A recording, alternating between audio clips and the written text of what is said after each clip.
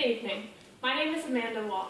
Now, if you've ever gotten a cold, or maybe a more severe sickness, or even had a loved one die from a severe disease, you understand the suffering that sickness can cause. However, did you know that curing disease also causes suffering for animals? It requires animal experimentation, and whenever an animal is experimented on, it causes the animal pain.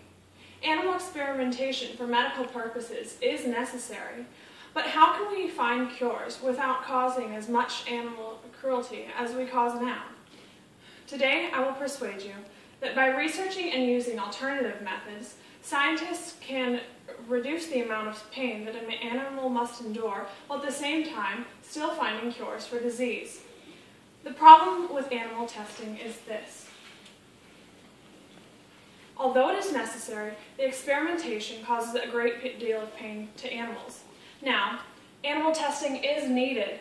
According to the book, Animal Experimentation, The Opposing Viewpoints, there is not a single person in the United States who has not benefited from animal testing and the results of the drugs that have been developed from it, such as these.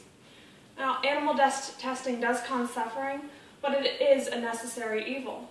Medical issues that cause suffering have been cured by animal testing, including heart diseases, hepatitis B and C vaccines have been developed, chemotherapy and radiotherapy have both been developed using it, and there are many, many more. Without animals, trials would have to be done on humans instead. Yet even though humans are benefited, there is still pain caused to animals. Animals must first suffer when receiving the disease that a doctor is going to treat, and then later when the doctor is actually treating the animal for the disease, experimenting with different drugs to see what will work. Now, according to the book Animal Experimentation, eye irritancy tests, which test if medicine can be put into eyes, can cause bleeding, blindness, and swelling. And the book also discusses toxicity tests, which are to test whether or not a substance is toxic to an animal or a human, and they are given to the animal, and at the worst times, this can even cause death. These are only two of many of the tests which are used for animals to develop drugs, but there are many more, and most of them cause pain to animals. Now, fortunately, with the development and use of alternative methods, thousands of animals can be saved from this type of suffering. Now, the Russell and Birch came up with the 3 R's of testing, which are presented in the human use of animals. The first is reducing, which is using the minimum amount of animals that need to be used and getting the most out of each one. Next is refining, which is making sure that animals endure the least amount of pain as possible by using things like anesthetics and those types of things.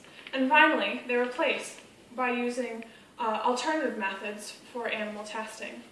Now, there are 2 different types which are discussed in some of the books I have read that have been developed already. The first is in vitro methods, which is where they put things in a glass tube or a test tube. And the most common use of this is a toxicity test where they will take a cell culture and put a certain type of chemical in there and see how it reacts. Another type of developed alternative which has been created is explained by the article Living Skin Equivalence, which explains that in order to replace skin irritancy tests, scientists have been developing living skin models, which can replace many of the former and basic tests which used to be done on animals. Now, the benefits of alternatives are great. And although it is unlikely, and many scientists agree it will never happen, that alternatives will completely replace animal testing, there are still very great benefits from using them. First of all, it saves animals' lives. Less are used when the preliminary tests are done on alternative methods, and the animals will only have to be used in the later tests.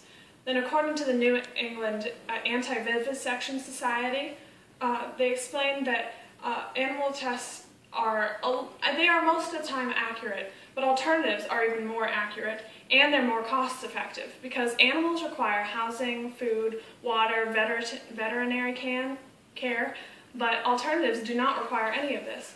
And more cost-effective means that more medicines can be developed, and therefore more lives can be saved. So now that you know there is a way to reduce the suffering of animals caused by animal experimentation, I hope you find yourself wanting to find a way to help the development of alternatives.